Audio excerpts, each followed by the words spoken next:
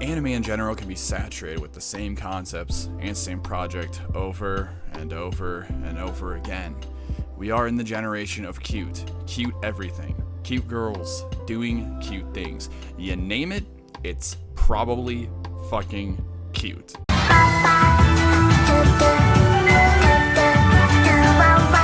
Now, nothing wrong with that in retrospect, as I do like cute shows, I like moe shows. But after a while, you start to ask yourself, I need something more.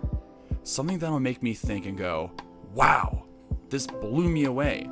It'll be something that I'll think about days after I finish it. Now, usually in this aspect, you turn to the 90s. The examples for me being Neon Genesis Evangelion, Zero Experiments Lane, Hibernate Renmei, and more, which, by the way, if you haven't watched any of those shows, I definitely recommend you doing so. However, with all these popular shows that really make you think, there are some minds in the 90s that have made quite a name for themselves outside of the aforementioned shows I stated previously. One such mind, Satoshi Kon. Probably some of you've never heard of him, but a man that, in my opinion, will go down in history as not only one of the greatest minds of the anime industry, but also one of the most tragic losses of that same industry. Kon, born in October of 1963, graduated with a graphic design degree at the Department of the Matsushino Art University, a man who is a film director, an animator, screenwriter, and even a manga artist, which to me, that's a pretty goddamn fucking resume if you ask me. I mean, I would love to have a resume that big for myself. Though he had put work in as one of the only 5 layout artists in the classic movie Patlabor 2, he also was the scriptwriter, background designer, and layout artist to the short film Magnetic Rose, the first of 3 short films in the Katsuhiro Otomo's Memories series. This would be the catalyst to Kon's later work, as a reoccurring theme to his work was always the bending of fantasy and reality, which, if you watch Magnetic Rose, if you ever have time, you can see clear examples from that with the music, direction, and the setting. Kon was in a wheelhouse of his own and ran that motherfucker like no one else could. In 1997, Kon will debut as a director in what could easily be one of the most thought-provoking, enthralling movies that ever graced his presence to our small, smooth brains. Perfect Blue. Now, this was around the same time that the end of Evangelion came out, so if you want to talk about mindfucks of film back then, there is no better duo than those two that no one in the 90s was expecting. Perfect Blue is a film that, like with Kon's previous track record, blurred the thin line between reality and imagination with a dash of horror mixed in. Kon's role would soon speed up with his second work, Millennium Actress, being 5 years or so after Perfect Blue was released, and his third work, Tokyo Godfathers, respectively coming out a year after Millennium Actress was released. Millennium Actress actually garnered higher critical as well as financial success than its predecessor, Perfect Blue, even though they both had approximately the same budget going into development, being 120 million yen each, which converted to the US dollar, you have yourself $1,132,000 that went into both films. Kon's third work, Tokyo Godfathers, with a budget well above both of his last projects being at a whopping 300 million yen, or converted to the American dollar, $2,830,000, centered on themes of homelessness and abandonment with a touch of comedic value worked in. Both films are worth a watch if you have any chance to look into them, and easily some of my favorite works from Kon himself. With a resume like this, it was clear that Satoshi Kon has become a big name in the industry in a short amount of time. All these films that I previously mentioned have a cult-like following to them, and deserve high praise not only as works of art, but the Kon's overall vision as well. Now, before we move on to his second to last work, we have to turn the clock back a wee little bit here, everybody. Back to 2004, baby. If you know what I'm about to say, then basically this next clip is all that really needs to be said.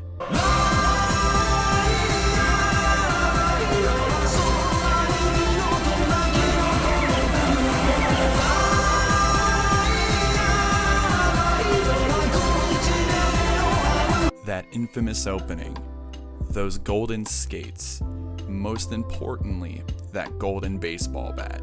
If you were a fan of anime in the early 2000s, then you easily have heard of Paranoia Agent. If you haven't, literally stop this video right now and watch it as soon as possible.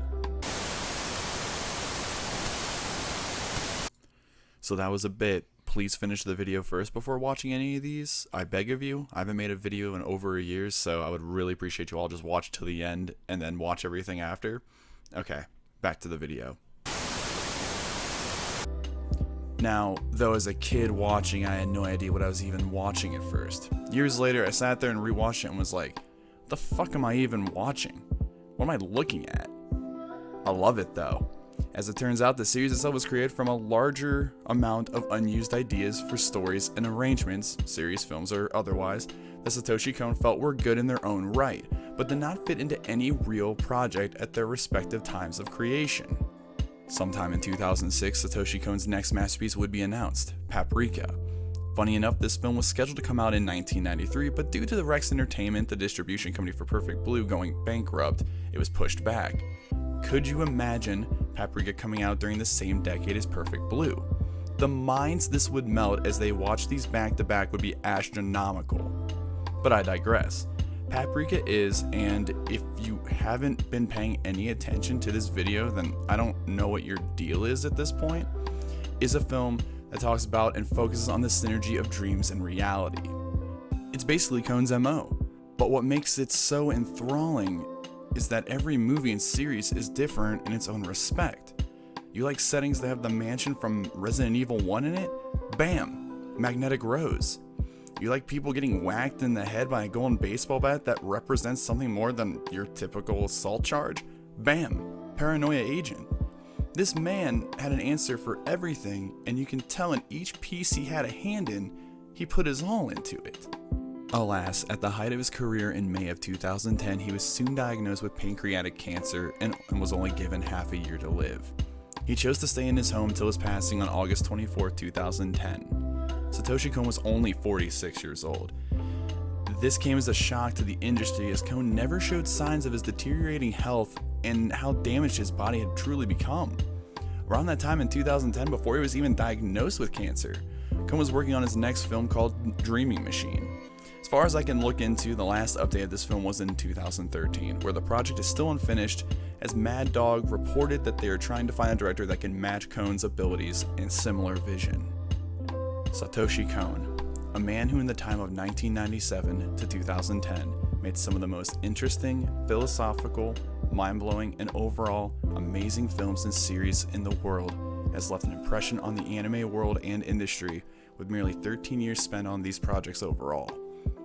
Whether you've heard of his work before, never heard of him, or found my video and decided to watch it and learn, in my honest opinion, as said it earlier in the video, he will go down in history as one of the most tragic losses to the anime industry. With all of that being said, I leave you with this final thought. It's been 10 years since Satoshi Kon's death, a director that left this world too early, but had such immense talent that left us with very few but amazing works of art. His influence expands beyond Japan too, as he also has influenced movies such as Inception and Black Swan. Imagine, if you will, if he didn't die 10 years ago, he was around today, didn't have pancreatic cancer, he would easily, in my opinion, have made so much more work and expanded on so much of the stuff that he has. His repertoire would be amazing. Downright. Satoshi Kon was in a league of his own and will never be touched in the years to come. Thank you to everyone that took the time out of their day, night, or anywhere in between to check out this video. I'm going to be back soon, maybe. This has been a project that I've wanted to do for so long, and I figured this year would be a nice time to really dig deep into it. Never fear though, as I've said, I'll be around, whether it be here, or here, or here. I'll be around in some way, shape, or form. Lastly, before I leave, I give you a quote from the man himself, which I feel is a nice quote to really tie in the video. I'll see you in the next one, guys. Enjoy the rest of your night, day, or in between.